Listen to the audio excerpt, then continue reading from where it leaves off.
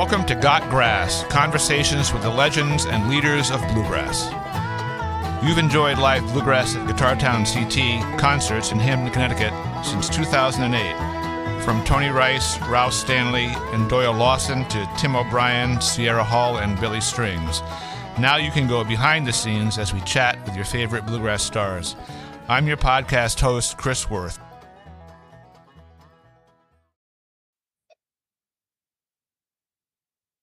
Well, hello. My guest today on Got Grass is Dan Tyminski. Welcome, Dan, to Got Grass.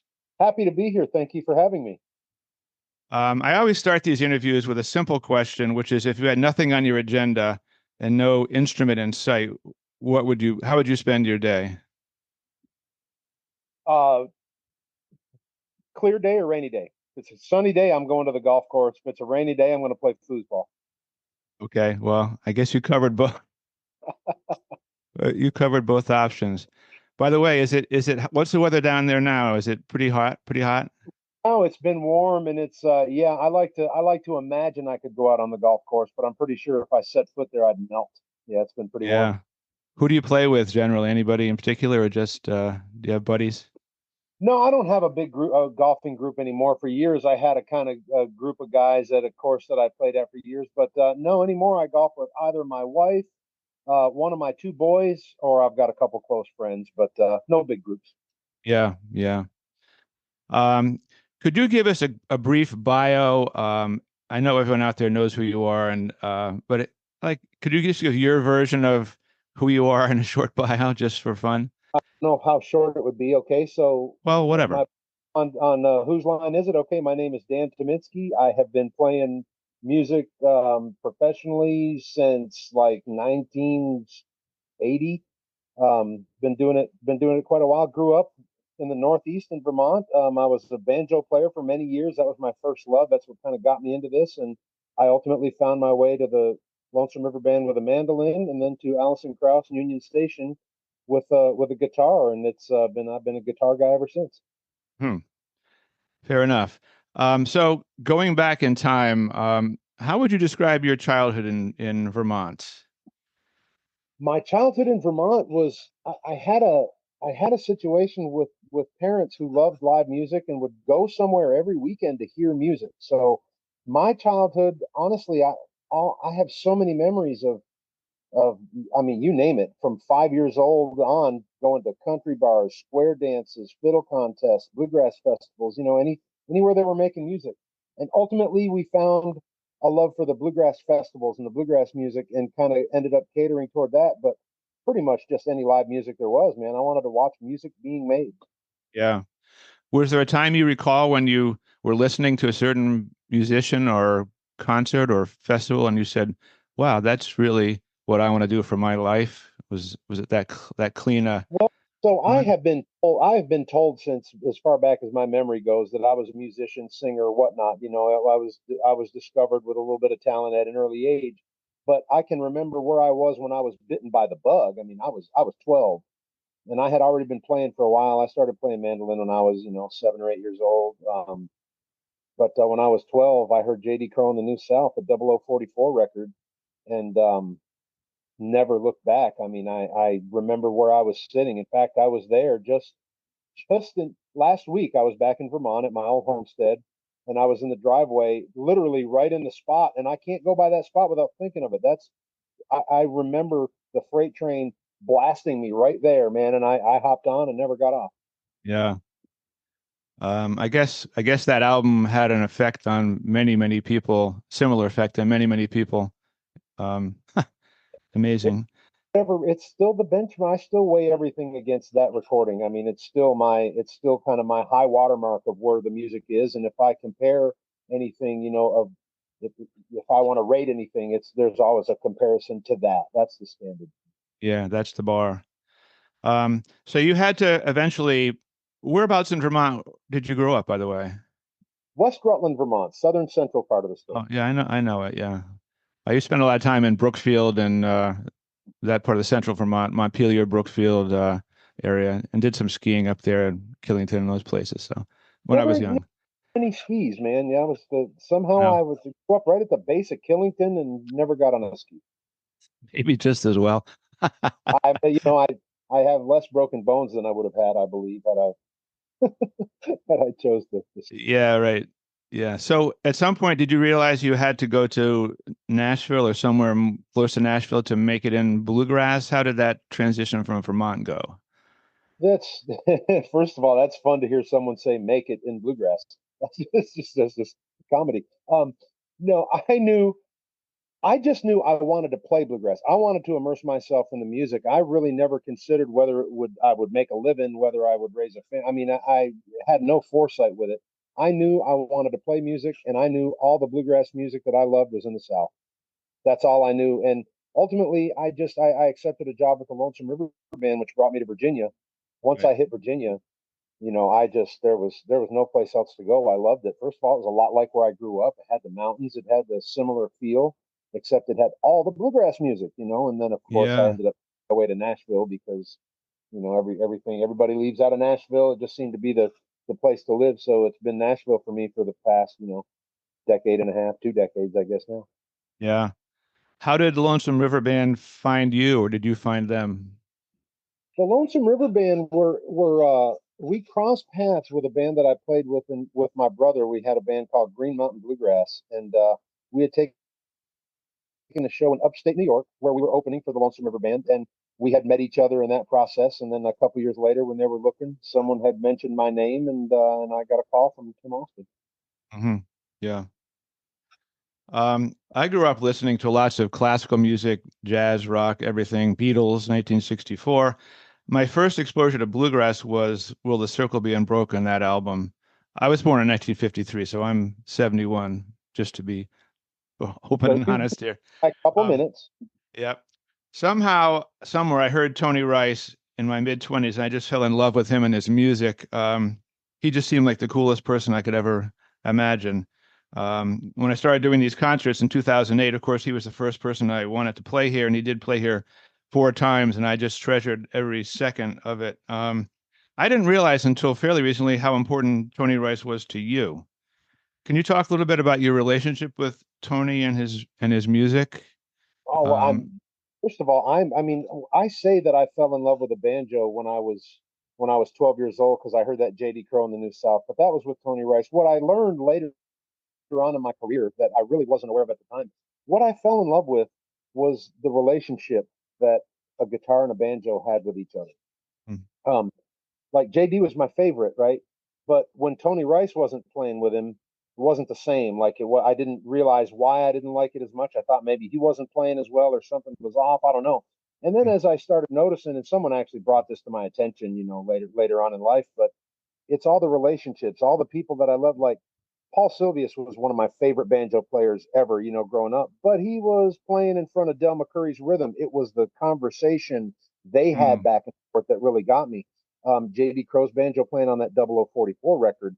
I can look back now and see it's the conversation he was having with Tony's guitar play. Like it didn't work without the guitar, Yeah. right? So I learned later in life that really the rhythm playing, the guitar was everything to me, and everything really Tony has done by way of whether he was playing, dog music, jazz music, bluegrass music. His interpretation of everything that he did to me was just spot on. It was the best. He made me feel more than anyone else made me feel. His tone was better, his timing was better, had the most fascinating right hand to watch if you were ever blessed enough to get close to him and watch his right hand play. You can spend a lifetime trying to learn just a small piece of what he does, and he's just the most incredible musician. Yeah. I mean, everyone always talked about his lead playing, which obviously is fantastic, and his singing to me was the most emotional singing of anybody in bluegrass. I'll put Alison Krauss up there too, but I mean, he really just could hit you in the heart with his singing. But it was his rhythm guitar playing, I think, that was his true genius. And I don't think anybody has ever been able to either figure it out or certainly copy it. I don't know. Particularly how he transitioned from his solo into his rhythm playing. He had nuance in how he went back to it. He didn't just stop playing a solo and start playing rhythm. Right. There was bridge that he was able to yes, he was the most phenomenal conversationalist with his rhythm. I mean, he didn't know what he was going to play until he heard whatever he heard, and then he responded. He wasn't there are rhythm players And I just had this conversation a while back with someone, but there are rhythm players who have a mentality of setting the beat, and they play a type of rhythm where you have to play with them. Right. Tony didn't do that. Tony responded with his rhythm. I mean, he was still a timing monster, but his stuff was a response to what he was hearing. His rhythm playing was much more conversational than other people's. No. He had kind of an aura, which I guess would have seemed different to different people, depending on if they knew him or not. But can you describe, I don't know, the aura he had? Something about him just seemed a little bit magical and When I unique, and I don't know what when it is. when I first saw him, I got to go back. I think my first in live and in person view was in 1985. Um, and quite honestly, I was scared of him. He seemed like he was a real serious person. Like he wasn't laughing and joking around him. He was kind of quiet. He was to himself. He was very serious in what I interpreted as extremely professional. Sport jacket. He was a cut above the other. He was very serious and very professional. And when you watched him play, I mean, there was no goofing around. There was no joking around. He wasn't trying to be silly. He wasn't, man. He was showing you the highest level of the craft, and there was no denying it. I mean, he's the type of musician that the other musicians gathered around to watch. That's how you know when you're looking at one of the cats. All the other musicians gather to watch them play. Yeah. I always thought, and I've talked about this with several people who played with him, Todd Phillips, Mark Schatz, people, and Dora Lawson. And it seemed like nobody ever played better in their lives than when they played with him, either before or after. I don't know.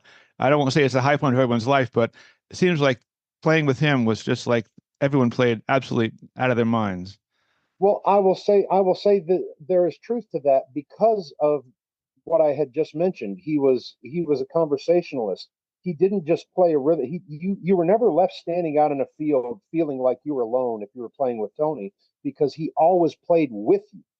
Mm. So you could do things because whatever you did had a response that was coming from a genius right hand, a genius brain, right? So yes, easily you can say people would play their best when they played with Tony because his response made them feel better about everything they did than someone who was just playing according to what they thought was right and leaving their companion out in a field to play whatever they want.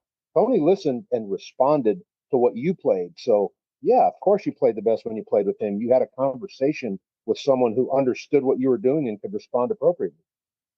I remember Todd Phillips said he always felt safe playing with Tony. Like, you know, That's a way to say it. No, it's true because he had your back. He wouldn't if you listen if you would listen to like their classic points. I'm not going to point at any specifics, but say a certain person in his band was messing up a solo.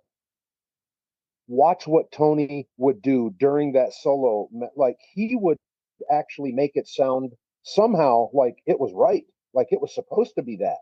Where any other rhythm player would have tried to fight to hang on and went back to the center and like let that person fry with their mistake. No, Tony would join them and make something out of it. He was just a master at the yeah. conversation.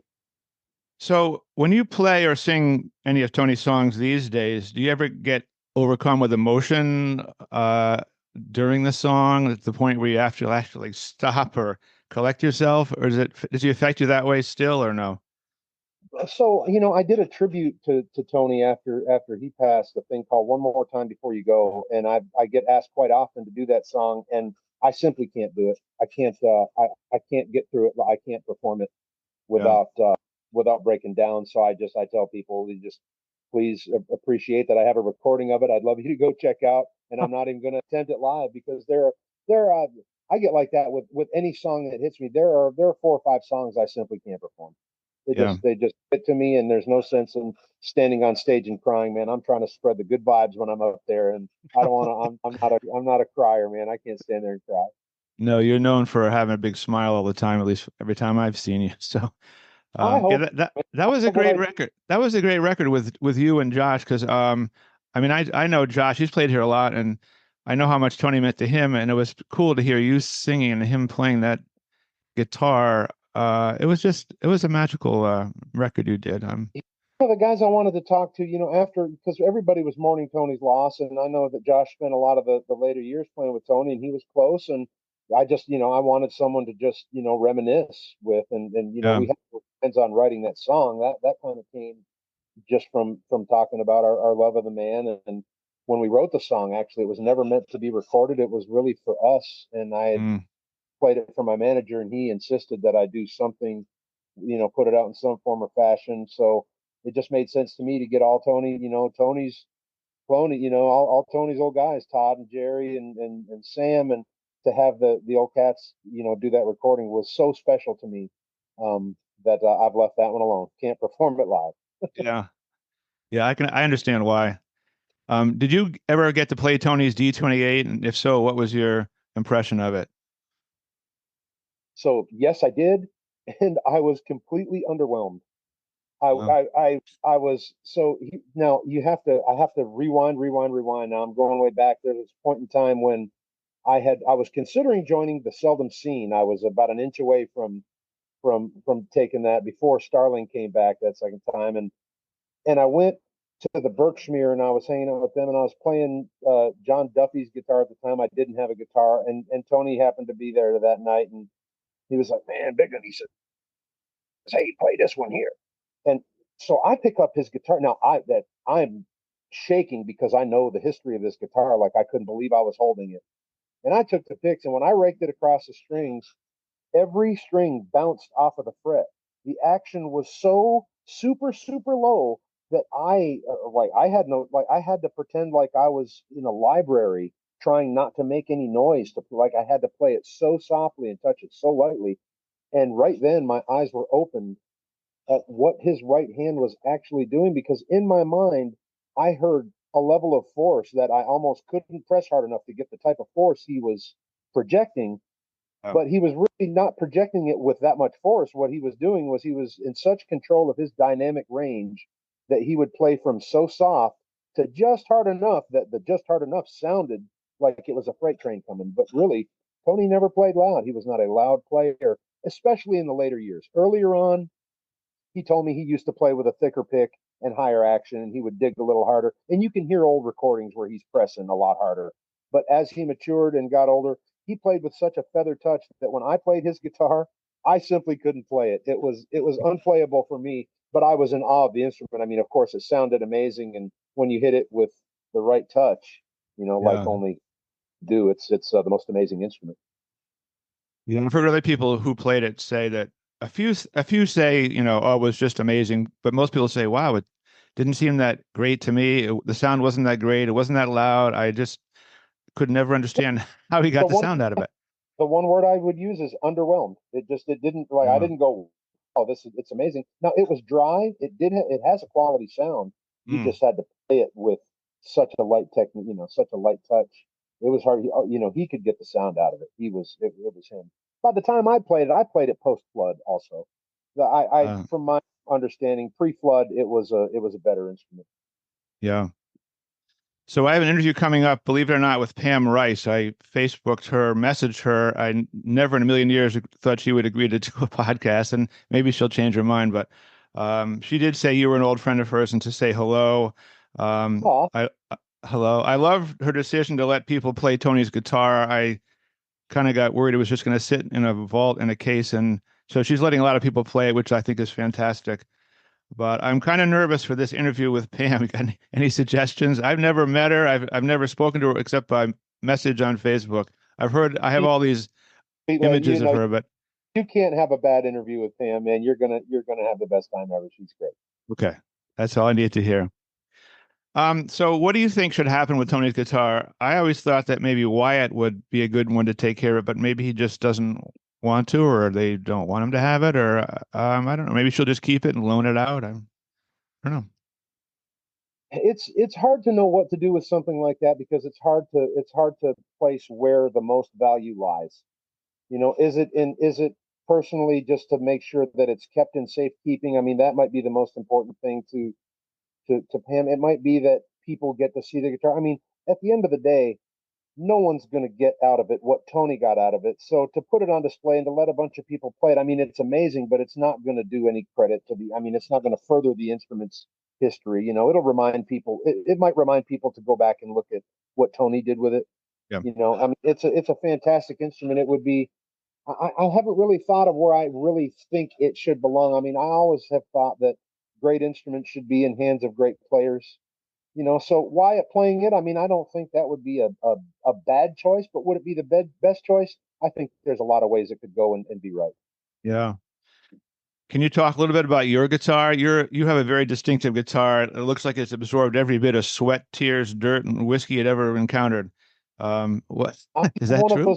I have one of those instruments that I have made my entire career on one instrument. Yes, I still play my first guitar.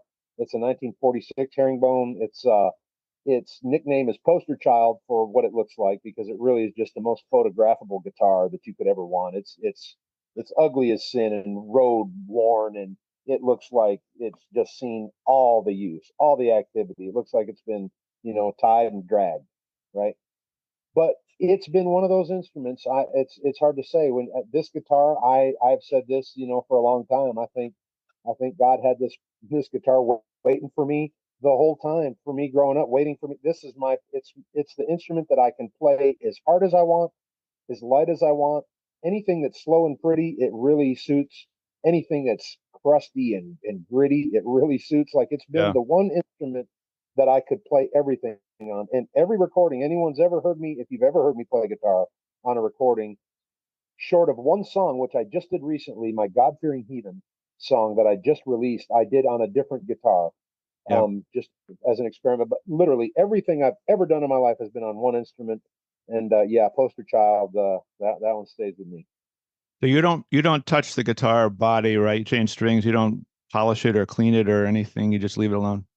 I Or do you? change the strings. I mean, I change the strings all the time. I have never put a polishing cloth on it. I've never taken one piece of dust it is collected off. I have left it anything. It's only collected. It's never been white, except on my, you know, on the back of my shirt. You know, the back of it's worn slick from, you know, from my belly. But no, that guitar is. Someone asked me one time, we were shooting a video and it was in high definition, and they said, you know, people are really going to be able to see everything and fingerprints and dust and everything. And they came with a rat. They wanted to clean it off, and I said, listen, I said, you got a better chance of anything else happening before you clean this guitar. I said, I'm sorry, you have to forgive me, but I forbid it. I said, there's no way you're going to polish my beautiful old girl. So Yeah. no, that guitar has been kind of my, if you can have a soulmate with an instrument. I mean, I know Tony had his, and for me, I feel the same way about mine. I mean, I've made an entire career on this guitar. Anyone who knows me with this instrument. Do you vacuum out the inside, or is it still full of dirt and stuff too, or I snake rattles or anything like that? only added. I have only added. I've never Okay. shaken anything out except once. I think I dropped a pick in there. I had to shake it out, and some dust flew out. But no, I shudder to think what's on the inside. I don't get in there. I would never get in there and vacuum. I'm not going to change a thing. Yeah. It is what it is, man. It only collects. So, your style of bluegrass guitar playing for someone who idolized Tony Rice is very unique and driving, and I guess I would say very you. Can you kind of describe your approach to rhythm guitar? Sure. I mean, rhythm guitar, I like to think of, again, more than anything as a conversation. If you've heard me in different contexts, you've heard different styles of rhythm depending on what I'm playing with. I mean, my rhythm changed when Adam Steffi left the band, when we went from a mandolin player to a dobro player. I had to make up some slack for a mandolin. I had to change what I did. Um, I would say my playing is somewhat of a hybrid. I mean, I try not to be a clone of anyone because I don't think you should, you know, verbatim try to copy anyone, you know, exactly. But my influences, you know, when I first joined Alison Krauss, that's kind of when I really took up guitar. And I was taking Tim Stafford's place, who I deem as one of the premier rhythm players that has ever been. His rhythm playing is second to none. Completely unique, so powerful. Like I idolized him, right? But I couldn't play like him. No one can. And as Tony, I idolized him. Couldn't play like him. No one can. I played with the Lonesome River Band, where Tim Austin had his own unique style of kind of really fast fanning, hard driving, where he kind of hit all six strings with a stroke that it made it sound like almost one string. His hand was so fast as he hit him. There was less of a rake and more of a ching. So I kind of adopted a little bit from those are my kind of my three main guys. I mean, I listened to a lot of Del McCurry growing up. I'm a big fan of Danny Paisley's rhythm playing. If you know fans of Danny's, he Oh has that yeah. type. He sounds like a wall, right? So a little bit of all the people I heard, but at the end of the day, I really can't say there is a style because I would never, I have no idea what I would play until I hear what I'm playing with. I mean, I'm at this point in my life, I'm pretty much only able to respond.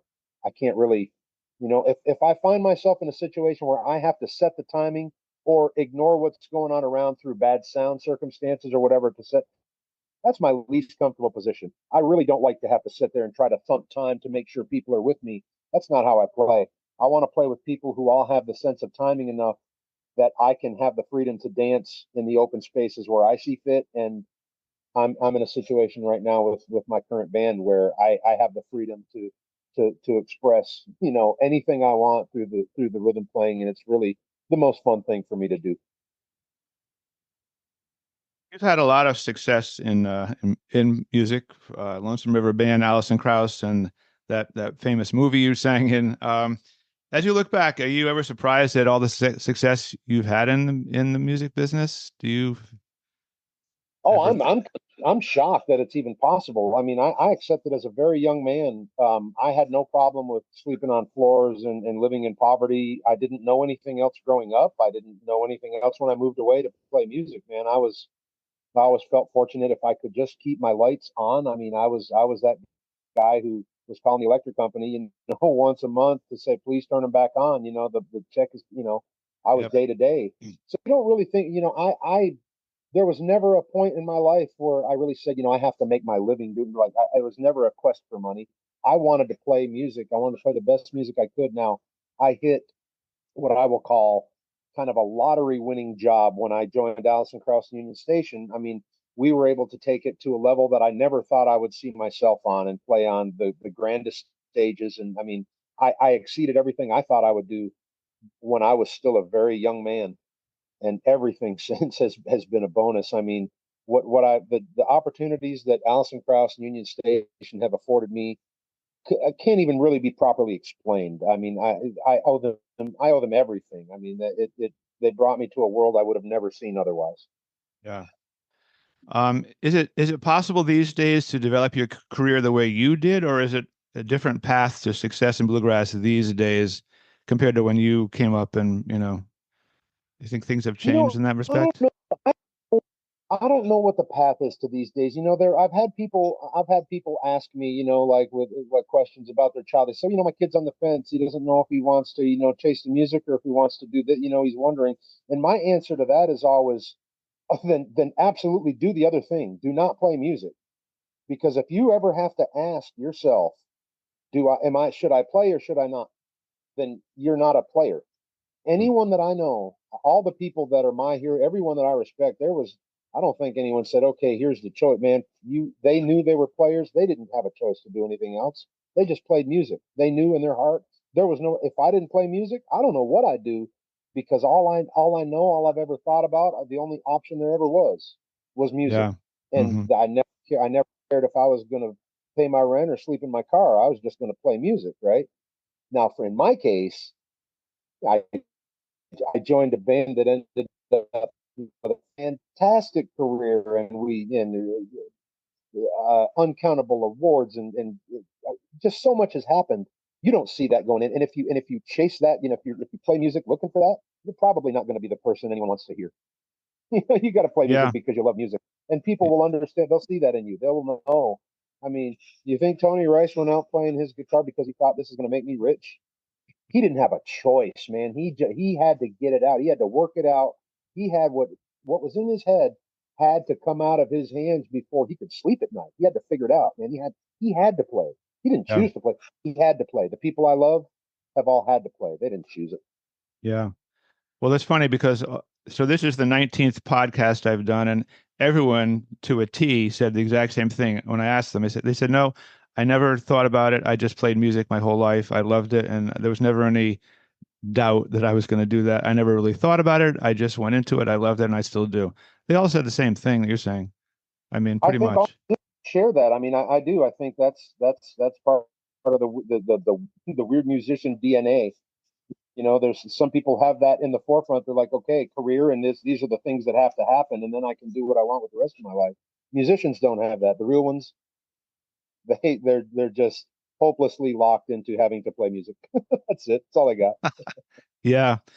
What is it or was it about playing with Alison Krauss that you enjoyed or enjoyed the most with her and that band? What was the? I think it was I think it was the multi dimensions of music that she played. She didn't play one certain type of niche music. Like, she was open to diverse styles of music, diverse sounds. So like I played with the Lonesome River Band prior to Alison Krauss, and we kind of had a niche. We owned our little area that we played. We played that hard driving bluegrass, you know. But after 15 or 20 minutes of that, you know, you got to have some. I needed something else. There was only a limit to how much hard driving one after another I could take. Right. When I compared how I felt about them, and I have to say I loved the Lonesome River Band. I mean, they were I got my start with them. That was they were amazing, still are amazing. But Allison's band had a bandwidth that was just much broader. There were so many more dimensions to the material that she chose to play, that it was just more satisfying musically. I got to reach to farther corners of the box than I did with anyone else. Yeah. Is that band sort of over for all intents and purposes, or do you still plan on touring, recording with them? I mean, everyone's had their own careers from that band, and obviously a lot of success outside of that band. But Yeah, the last time we were out as a band was in 2015, and that's kind of where we left it. We left it really not knowing whether we were going to come back or not come back, and have talked about going back in the studio, and we have done stuff since 2015. I mean, we have been in the studio together. You know, what I have found is I never say never, because I've never been right whenever anyone said, you know, what's the next thing you're going to do? I've been wrong 100% of the time. So I never say never. But, you know, right now there's nothing on the books for me. You know, right now it's all Dan Tyminski band, and you know, I'm out with my gals and girls, and there's nothing in my foreseeable future for the ACUS side of things. But, you know, if I were to say never, I'd be wrong. Yeah, because I'm always wrong. you always get the best young players in your bands. I mean, talk a little about the current band, because I know you love this current band. I think it's a fantastic band too. What's your take on it? So I really do love this band, and I've had a lot of people ask me, you know, so what was your thought process of putting together a band, you know, where where you made sure they were all young, and that you had girls, and that you had guys, and that you, and I have to scratch my head to that one, because I really didn't make sure of any of that. The only thing I did was the only thing I've ever done. I scoured the planet for the best musicians slash people, and I don't even know if that's the right order. Let me rephrase it. I scoured for the best people slash musicians I could find, because at the end of the day, here's the truth. You've got to live in a metal tube of some sort with these five other people, right? You have to like them as people first. I don't care what they play. If you don't like them as people, there's no room for anyone in a band that doesn't that way. So first and foremost, I have a band of people that I just love as people. I would let them represent me anywhere. I think they're amazing people. Before you ever see them play, now you skip ahead and put instruments in their hands.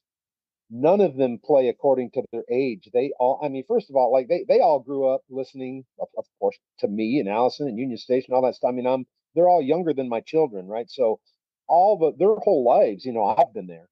They know my music infinitely better than I know it, right? They know all of my songs, and I know just a fraction, right? So anything I can say, hey, what if we try? They're like, oh, absolutely, you know, they know it all. So it's pretty fun to see a group. You know, when I put them together, I wanted the best of the best, and I ended up not only getting that, but I got such a man. I mean, it's like a family out there.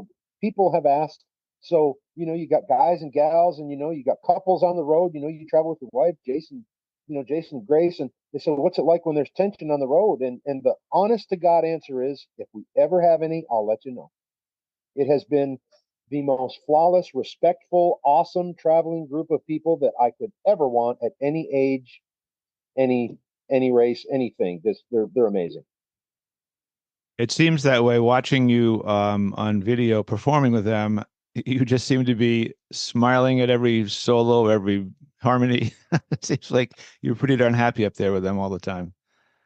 I have found, the especially more later, I guess, in my career, it really is okay to let people have a taste of what you're feeling. Like, I spent so much time, particularly with the early years of Alison. It was such a I held it as such a high importance, critical job. I was trying to perform at the ultimate peak level, and I barely gave myself an opportunity to smile or to laugh or to joke around and have fun, right? And it's so apparent to me, when I watch music, I only have fun when I see people having fun. And the more I actually can just be myself. I mean, if I'm jamming in a room with people, I act like a fool. Why wouldn't I bring my honest self to the stage? Right. And so the longer I go, you just get to see a more real version of, I've a less scared version of Dan. We'll put it that way. It's just it's easier to perform now. I'm not afraid to put myself out there. I have noticed, especially doing the shows that we've done, a lot of younger performers don't pay too much attention to the audience and don't even seem like they're having that much fun half the time. They're very serious about the music part of it, not so serious about the entertaining part of it. And I like to see a band fooling around, making mistakes, joking around, and playing great music too. But to me, like the emotional connection of human beings up there is more important than how many, notes you can play in a solo. There is a time to be serious, right? So, and I won't say it. And again, we're both huge fans of Tony Rice. He was very serious, and I would go to see him time after time because I was getting what I needed out of that, right? I was getting that. But here's what my advice to young people that come out and play, and I've said this to a lot of people, and I've made a lot of people aware of this that have given people a hard time because they might not understand. Here's the deal: people, especially musicians that are real musicians, right? People who don't have a choice. They grow up, they're just meant to play music. They spend most of their life in a room by themselves, playing music, learning their craft, I mean, taking it so serious, right? Because you have to. It's not an easy thing to be at the top level of any instrument. You have to really work. Even for the good ones, there's still a lot of work. You spend so much time doing that, you never once realize that you have to now present this to someone else, that someone's going to use their eyeballs and watch you perform this. Now that you haven't spent, no one spends any time whatsoever playing in front of a mirror. Now, I'm sorry, I don't even like to admit this, but I got to a point in my life where I had to stand in front of a mirror and play before I could understand what I was doing. I had to watch myself back on video, and every time I watched myself back, I said, "What are you doing? Who wants to?" I was so critical of myself. And then just realized, you know what? Let it go. Have some fun, laugh with the people, connect with the audience, find someone you can talk with your band, make sure they're talking with each other, right? Again, it's all a conversation, whether it's guitar and banjo, dobro, fiddle, people talking back and forth, you talking to the audience. People want a connection. They want that conversation. They want a response to something. They don't want something statically sitting there, good or bad. They want something that responds to something else. They want the living, moving, breathing music being made live right in front of them. That's a conversation. And that's how playing live music should be. You should be aware if you're going to take all the time that you spent practicing and now deliver it to people, you have to be honest with yourself that you should spend an equal or at least a good amount of time with an awareness that you're now presenting the music. You're done practicing. Now the practice is in how do you present it? And people who practice presenting it and understand what that is, not a lot of people do. It's hard to do. It's hard to really be comfortable in your own skin to present, your vulnerability to people, which is what you're doing. You're presenting people your most vulnerable thing that you can, right? You have to be okay with making the mistake. You have to be able to laugh at yourself. You have to learn how to present. And once people learn how to present, those are the people that are really fun to go and see. There's nothing makes me happier than seeing someone rocking out, having fun on stage and presenting. I mean, laying it down. I can listen to a record anytime I want to hear the highest end of technical playing. Sure. I want to see a show, man. I want someone happy and you letting me know they're happy, man. And that's I think that's a bigger part than people consider when they're new musicians, newly out on the road. Yeah, I guess maybe they are, a lot of them are younger and they do eventually, maybe through getting feedback or whatever, figure out you have to be more than just a great player in front of an audience. You have, because it's you, it's not just your instrument. Absolutely. And I think we live in a time where it's easier to do that. I mean, it's easier to go on the internet, the day after you played somewhere and see a video of yourself than it ever was. I mean, in my day growing up playing, I never saw videos of what we did. Now, every show we do, we get to see the videos. We have a dozen posts the next day of what we did. So I get to critique myself on a much more regular basis than I ever could in the past. And I like to, if I'm not smiling, I mean, I see it as a flaw, why I ask myself, why am I, and there's times not to, there are serious points of you try to bring people through a ride of emotion, right? But the biggest part of my emotion and the sentiment I try to give people is we're together to celebrate bluegrass music. If you ain't smiling, you ain't doing it right, you know? Yeah, I talked to Tim O'Brien last week. He's played here quite a few times, a lot of times. And I said, Tim, because I consider him one of the greatest, especially solo performers in the history of music. I mean, he can just captivate a solo crowd by himself. I said, the thing I like best about you is when you forget the lyrics. I said, that is my favorite Tim O'Brien concert, is when you forget the lyrics and either start over or make up something or just, it's like you're a real person now. And he laughed. He didn't know what to make of that, but I was being honest. No, it's been my favorite part of everything. If I go back to my childhood, live TV was my favorite when you could see things like the Carol Burnett show or a Honeymooners or things that were actually done live in front of an audience. If they messed up, they had to keep going. Yeah. My favorite stuff in the world. Now, whether that's music, whether that's television, anything that's live right there has a special place in my heart. I just it's more meaningful to me to see the reality of what happens live. Mm-hmm. Do you like the recorded sound of your voice when you hear it? Always, never, sometimes? You fussy about it? So yes, and that's a hard one because it's something that I've done for so long. I'm very used to it, so it's not a thing to me anymore. Now, the first time someone hears their own voice on an answering machine, they go, "Oh my God, I hate the sound of that." Or they hear themselves sing a song for the first time. "Oh, I hate that." I can remember doing that as a young man, as a teenager, in my very in my youth. I remember hearing myself back and thinking that I sounded like a chipmunk or I sounded like a whatever. I was sounded funny to myself. I don't really think of it in a weird way anymore. I mean, I'm so aware of what my voice sounds like. I guess I'm used to it. I'm aware when I'm in better voice. If I'm, like some days I'm clearer. Some days it's a little raspier. Some days I can sing a little higher. Some days it's just got a little more meat in it. Mhm. I think that I'm pretty aware when I'm recording a song, whether it's a vocal tone that I'm trying to get. I mean, I do want to make sure I have a good vocal tone when I'm recording. I'm aware of it, but I'm more aware of, do I believe what I'm saying? I mean, if the tone's not great, so what? Do I believe it? Like, do I sound like I mean it? That's the most important thing about the voice. I mean, I don't know if anyone's truly going to be comfortable with their own voice. I'm not going to say I sound good to myself. That would be a fib. But I think I'm aware enough of what I sound like that I can still steer it in a positive direction. And I try to concentrate on it being real more than it being, super clear and perfect. Right. Do you ever get to record live in the studio with the band or any of your projects? Do you prefer that, or is it just too difficult these days to do that anymore? I like to have as much of a live aspect as I can in recording. Like, so the last album, God Fearing Heathen. I mean, we sat down, all six of us at the same time, and we just played the songs. I mean, we didn't go in one person at a time and say, "Now let's fix this. Now let's put a guitar in there. Now Mhm. let's layer some fiddle on." There was nothing like that. We played and reacted to each other. Now, in this particular record, because singing is so important, I did not sing the track while we played it.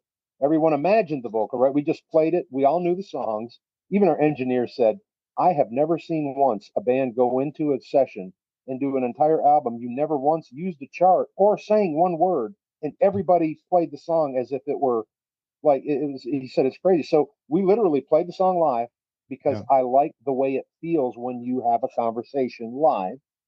So we wanted that. So we recorded, captured everything live, and then went back and sang it. Yeah. It was a much quicker process than people might think, because I listened back to the record and I think really it came out really, really well. And it sounds like, I mean, I've done worse recordings where I've spent 10 times the amount of time doing solos over and over and over again. And I mean, the stuff you're hearing on that last record is the stuff we played when we played the song. I mean, that's it. There were a Yeah. couple solos I can remember going back and fixing, like where there's, something wasn't quite right, and we might like put a touch up on a solo or on a, but for the most part, like everything I think you heard from Gavin, most everything you heard from Maddie, I mean, man, those guys just played it. That was it. Yeah. Yeah. Incredible. Um, you've written a lot of very fine songs over your career. Um, what's your songwriting process? Is there a specific way you write a song, or does it just come out depending on your mood or where you So are? it's a good, and first of all, I always preface this with saying I believe out in the world there are songwriters and there are people who write songs. And I think they're two different categories of people. And I find that I believe I lay in that second category. I'm a person who can write songs. I don't know if I'm necessarily a songwriter. I'm kind of developing into that. I didn't start writing songs until very late in my career before I ever really tried to sit down and intentionally write any songs, right? And I don't find that there's any one process. I mean, my process has been, my disapproval of other songs. I hear a song and I say, why is that song like, why didn't they say this? And I find myself complaining about enough different stuff that, well, if you're going to bitch about something, you might as well try to do something about it yourself and make one that you're not going to bitch about, right? So I started trying to write songs. At first, I've told this, I just did this in an interview a couple of weeks ago, but the truth is, I started writing songs for the wrong reason. And then I found the right reason to continue, to continue writing songs. When I first started writing songs, I quite honestly, I had a friend of mine who had just made a whole bunch of money from writing this country song. And I remember thinking, well, man, that wasn't that genius. I could have, a fourth grader could have written that song. Like, come on, it was clever, but it wasn't, deep and meaningful, right? So I said, I'm just going to try to write some songs. And I thought maybe I could get some country music cuts or whatever. So I sat down and I wrote like a dozen songs for the wrong reason, not because I was trying to write great songs, but because I was trying to write songs that someone might record and play on the radio, right? And then that was just enough to get me a songwriter's deal. I played it for, a publisher, and he took me on as a staff writer. And I wrote for 2 or 3 years for 1010 Publishing here in Nashville. And again, the first year of my deal, I think I was writing for the wrong reason. And then I found my way into writing, for lack of a better way to say, just writing my truth, whatever I felt like I wanted to express, whatever my opinion was on something, whether people liked it or didn't, I decided to start putting it down. I started to try to write the truth. I then found my way to kind of, for me, I like to see songs that I can picture, I can visualize what's happening in the song, right? I like to see stories unfold. I like story songs, but I've written all types of songs. I've done songs where I've written the music first and then the lyrics. I've written poems and then put music to it. I've written songs together. Start with the chorus, start with the verses.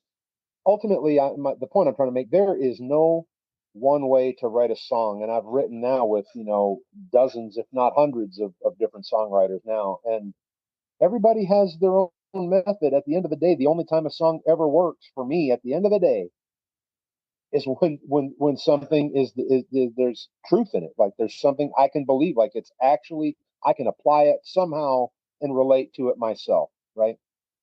And there's something about it. Like I wrote a record, the Southern Gothic record that I did, which was a kind of a rocky, poppy, I don't know what you call it. There was really no real estate for it to land in. It wasn't kind of any one denomination of music. It was kind of electric pop. I don't Right. know what to call it. Hmm. But I wrote all those songs.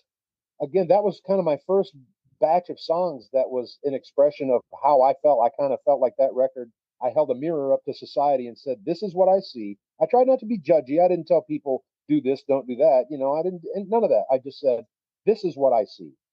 And I was honest with what I saw, and it wasn't all clean and shiny. It was all real. And it led me to start wanting to write some bluegrass songs, and which ultimately led me to songs that really do hold my truth, like Silence in the Brandy, or even Ode to Jimmy, which is, a song like that that's on the last record. It's a fun song, but man, there's truth in that song. It doesn't try to sweep anything under the rug, and it doesn't try to tear anyone down. It just says my simple truth, how I saw Jimmy Martin. Yeah. The good, the bad, the funny, the serious, everything. I try to write truth in my music anymore, and hopefully the more I can do that, the more I can lean towards being a songwriter instead of someone who just writes songs. Mm-hmm. What was the nicest compliment you ever got as a musician? Is there anything that stands out that really made your day or your year or your career?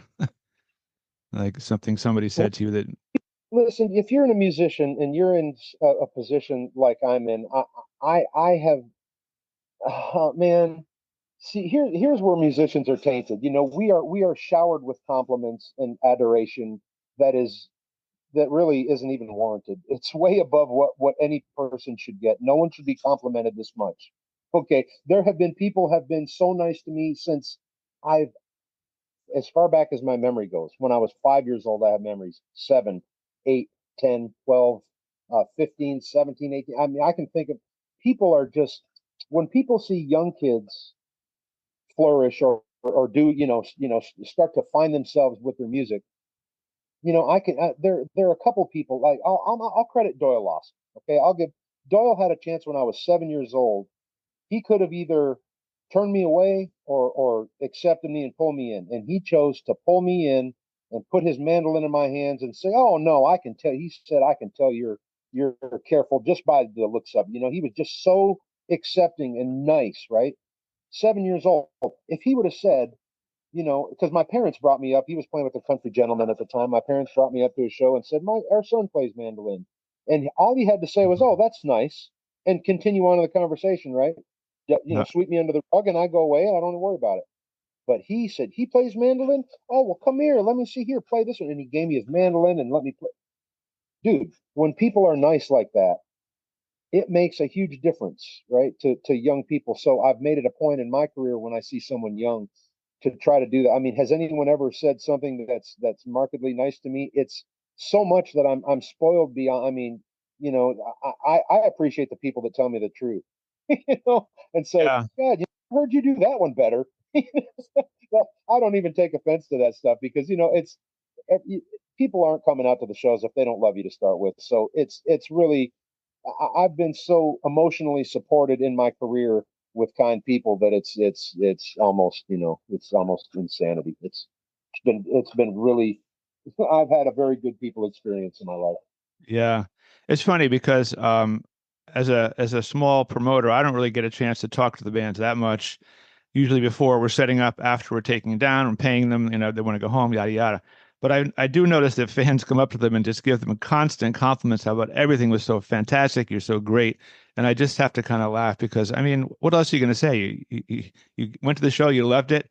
You're just the most amazing guitarist I ever heard in my life. I mean, that's what you say, right? No, I've had people come up and hand me their baby to take a picture and say, "This is little Danny." I've had Oh, people name their kids after me, or I've had people tattoo lines of songs I've written like on their arm. They've asked me, "Would you write the line on my arm?" And then they tattooed it on their arm in my handwriting, like stuff like that. Like that's complimentary, and like it just, what it really does, it raises my awareness that there are eyes on me and that I have to be a responsible person with my career, like that there is a responsibility that goes along with my craft, that when hmm there are eyes on you, your responsibility level raises up, and you should be aware that people are looking at what you do because you do influence other people.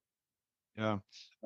So this might be a hard question, but is there anyone in the history of music that you would have enjoyed playing with or performing with, but never got the chance? Maybe they're no longer around.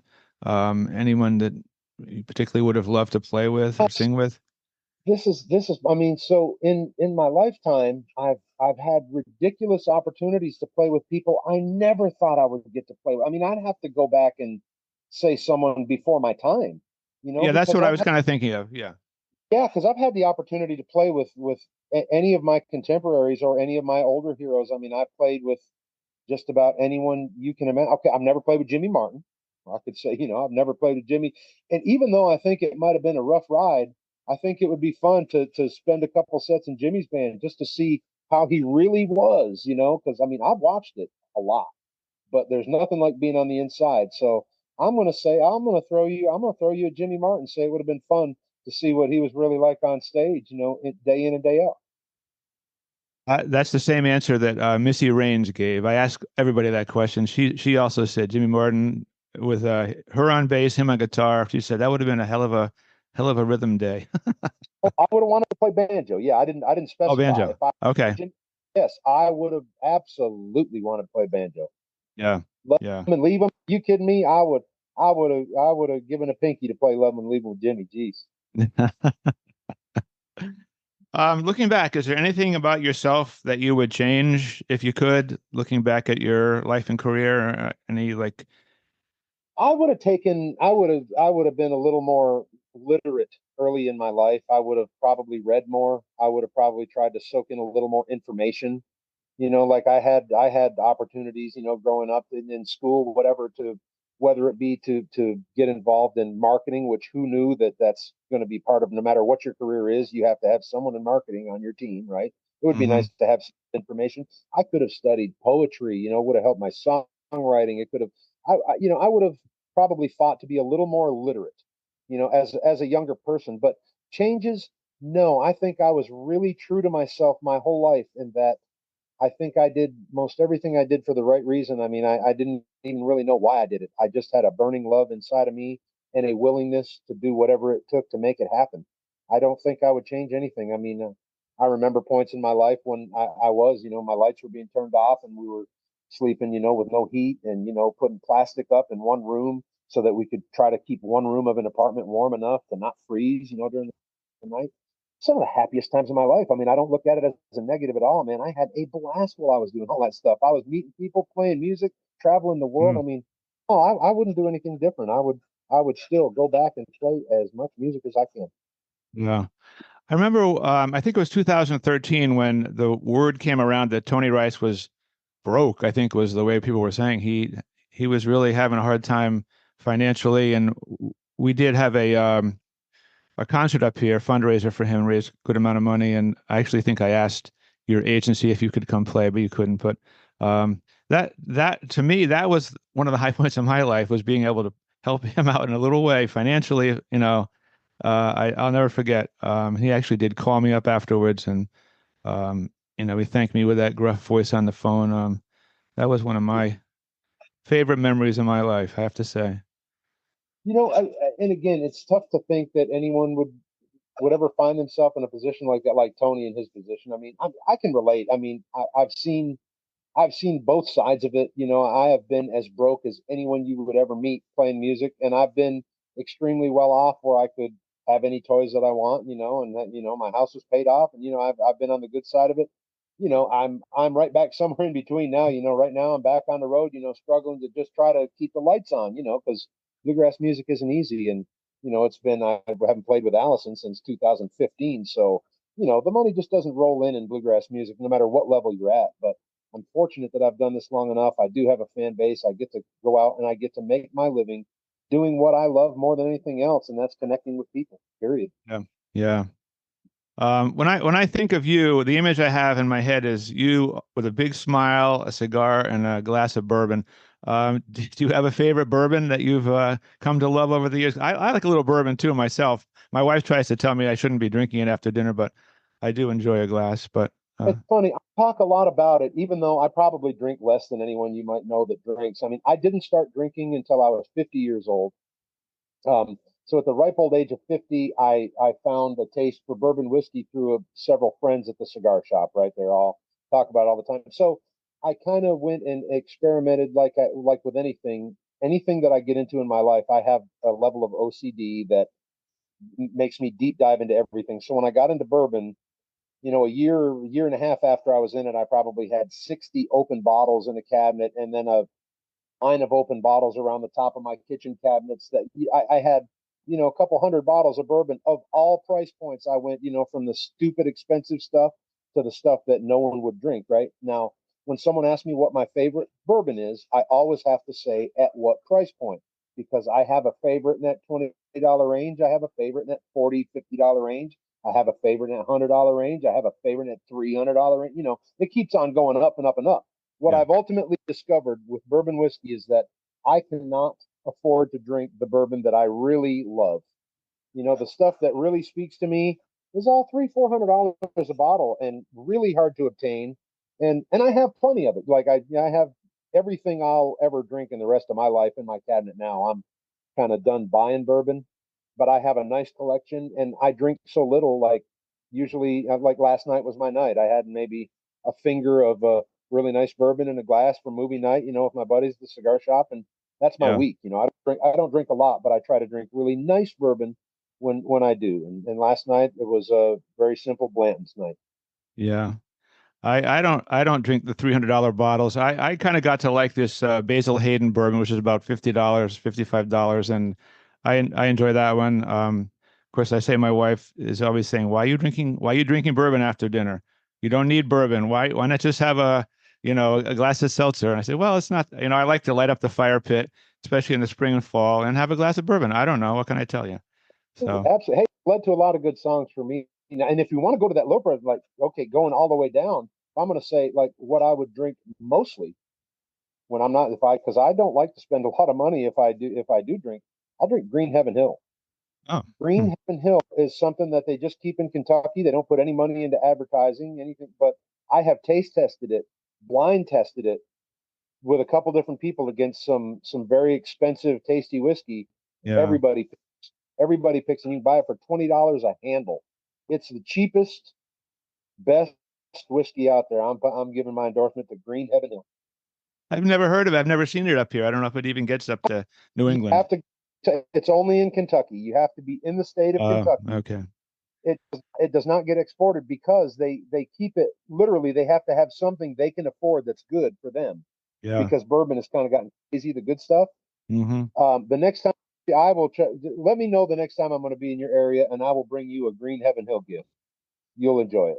Well, if you're going to be in the area, I would love to. This is my conclusion, but I would hope to meet you in person. Maybe have even doing a show up here sometime, even as a solo show or duet or something. If you're on the way up to Vermont and back or something. But is there anything that we didn't cover in this? I mean, I know we tried to cover a lot of different things that you'd like to add to this podcast interview before we end.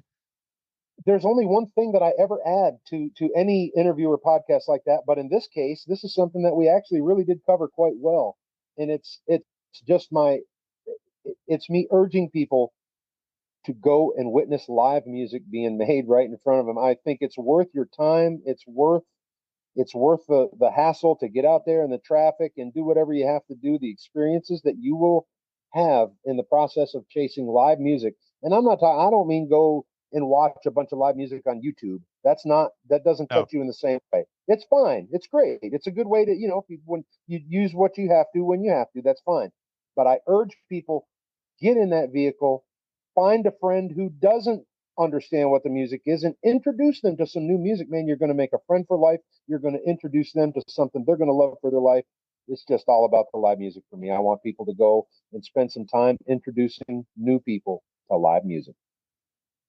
well, that's a pretty good thought that I totally agree with. I mean, since COVID, I think there's been a real struggle, at least up here in New England, to get the number of people out that we were getting before COVID.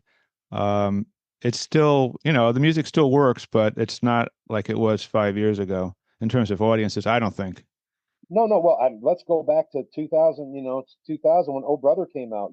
All bluegrass festivals. At least in my part of the country, their attendance tripled with all new people. They found out Oh Brother, and everyone wanted to discover, hey, what is this, right? People were bringing new people out to hear music. And I found a point in my band right now. This is one of the most frequent things that I'm hearing is, hey, we brought our friend out to hear you, because I've been doing this on socials and stuff and been telling people, introduce someone new to bluegrass music, right? So as I hear that more and more, oh man, it fills my heart, because man, people just don't realize how much they will love it if they get out there and immerse themselves in it. No. I guess Oh Brother kind of reversed a lot of years of bad publicity from Deliverance. I don't know. I felt like Deliverance really put the people and the music of that area in a bad light, and I think Oh Brother glorified it. And I think that's been a huge, and you're a huge part of that too, I have to say. Well, it was I can only be thankful for being any part of that. That was a life changer, and to see something like that influence so many people, man, it just keeps me smiling. Yeah. Good. Well, I'm going to thank you, Dan, for talking today. It's been covered a lot of topics, and I knew it would be a good conversation.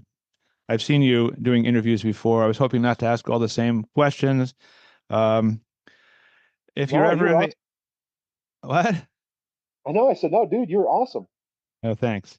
If you're ever up in the area or passing through and like to do a show, always be happy to have you in any configuration. And I wish you good luck with your band. You don't need good luck with your band. You have just a wonderful, wonderful band that just rocks it. So, but Hey, hopefully meet you sometime. You holler anytime. If I can't bring the band, I'll bring Gavin. If I can't bring Gavin, I'll come by myself. If I can't come by myself, I'll send a proxy, but we'll make something happen. Sounds good. All right. Well, thanks again for talking, and hope to catch up with you in person at some point soon. My pleasure. Thank you so much. All right. I'm going to turn it off. I hope you enjoyed our podcast, and thanks for listening. Visit our website, guitartownct.com, for concert and podcast schedules, or just to send us a message. We'd love to hear from you.